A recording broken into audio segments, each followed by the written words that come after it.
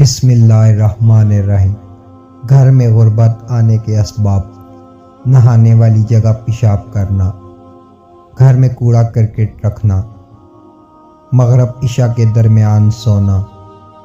دانت سے روٹی کاٹ کر کھانا، کھڑے کھڑے پاجامہ پہننا، صبح سورج نکلنے کے بعد سونا، الٹا سونا، رات میں موالی کو کچھ نہ دینا، استنجا کرتے وقت باتیں کرنا، دروازے پر بیٹھنا، پھونک سے چراغ بجھانا، جوتا یا چپل الٹا دیکھ کر سیدھا نہ کرنا، رات کو جھاڑو لگانا، قرآن مجید نہ پڑھنا، ٹوٹی ہوئی کنگھی سے کنگھا کرنا، داروں سے بدسلوکی کرنا، مہمان آنے پر ناراض ہونا،